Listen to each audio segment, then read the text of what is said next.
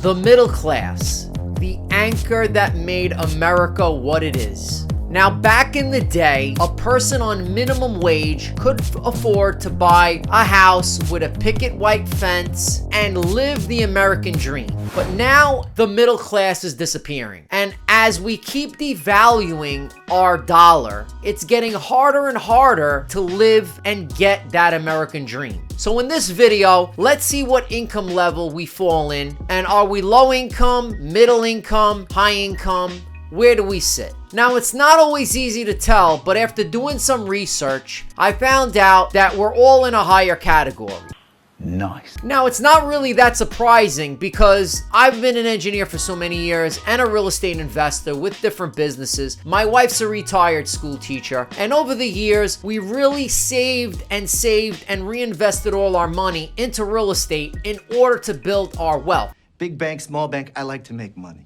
Because I saw what my dad went through to achieve his American dream. And it did take a lot more effort than what he had to do back in the 60s and the 70s. Now, I want to say something important because back in the day, the majority of US citizens were part of this American middle class. We had a very large part of it. Now, it's not as strong as it used to be. In fact, back in the 70s, 61% of Americans were part of the middle class. But now only 52% is. That's a big drop. Now, if we're talking numbers, that's millions and millions of people. Now, even the chart has grown a little bit since 2015. The worst part is the trend is still going down. Now, it's not just that fewer people are part of this middle class. It's also that the rich are getting richer and the poor are getting poorer.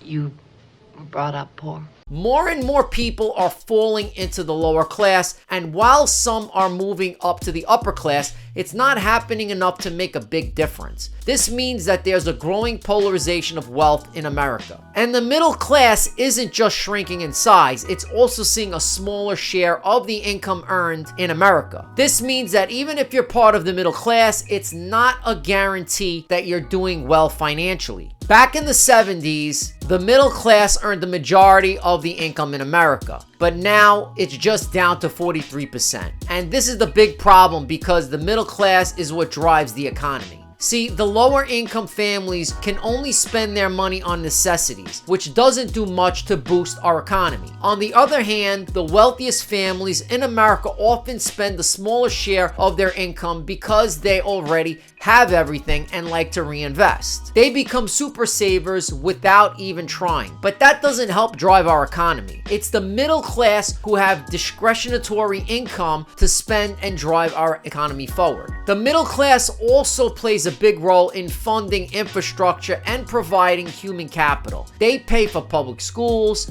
highways, which everyone benefits from. And when it comes to human capital, they become skilled in a profession, then take those skills and apply them to the workforce where they earn an income. You know my salary? And it's important to note that active sources of earned income are taxed more heavily than passive sources of income. The wealthy have more sources of passive income streams, and they have more of passive income streams than active income streams, which means they aren't taxed as much as the middle classes. And now you're probably wondering, what class are you in? Well, it's not a straightforward answer, but there are some general guidelines. According to research, the middle class is defined as those earning 2/3 to double the American median household income. So that would mean roughly $42,000 to $126,000 a year. But it's important to keep in mind that location plays a huge role. $60,000 in Missouri is going to buy you a different lifestyle than $60,000 in New York City. You're basically poor.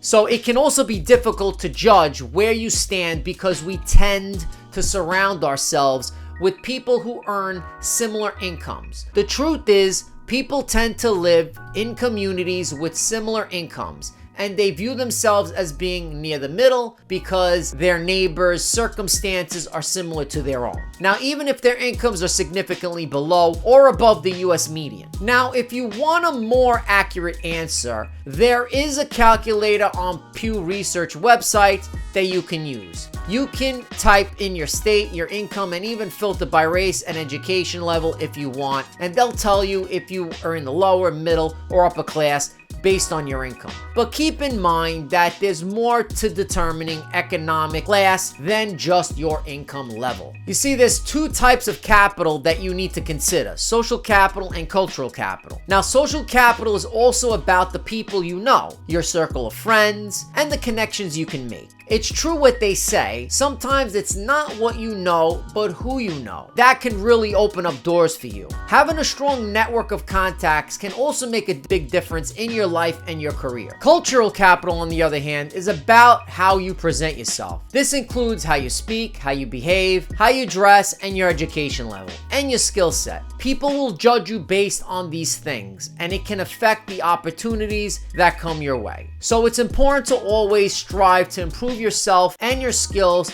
to present yourself in the best light possible. Now, it's worth noting that once you have one form of capital, it can help you acquire others. For example, having discretionary income can allow you to pursue higher education or buy nicer clothes, but it can also give you the opportunity to join clubs, organizations, and start networking with people that have similar interests and goals to increase your income. Now, there's been a recent argument that the traditional lower, middle, upper class system may not be the best way to view things. Instead, some suggest looking at it from more of an 80-20 standpoint.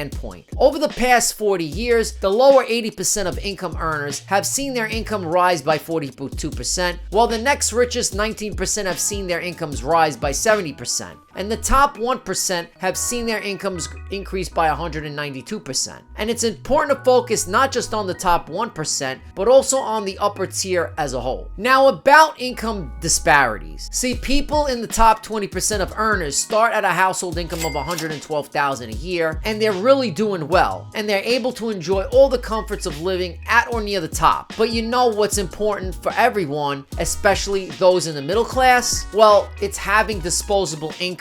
Now, I know that being a super saver doesn't necessarily help push the economy forward, but it's good for you. And let's be real, not many people are able to save as much as they should. It's tough out here, and it's even tougher to make sure you're always putting money away for the future. But here's the thing, if you can save and invest your money wisely, it'll pay you off in the long run. You'll be able to achieve your financial goals and enjoy a comfortable lifestyle. And who knows, maybe you'll be able to help others along the way when you get rich. So don't be like all these people out there spending all their money on things that you really don't need. Instead, focus on building your wealth and securing your future. And remember, even if you're not a super saver, every little bit helps. If you like this video, check out this video right here.